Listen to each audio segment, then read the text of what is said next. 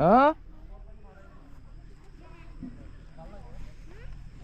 নীলাপুঞ্জি গির্জার সামনে খুবই অসাধারণ একটা প্লেস।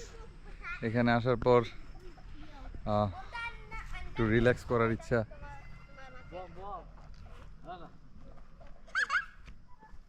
তোমার নাম কি? তোমার নাম কি দা?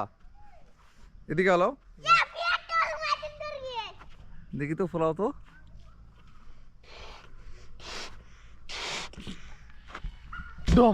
এই দেখো দেখো, তোমাকে দেখা যায় না।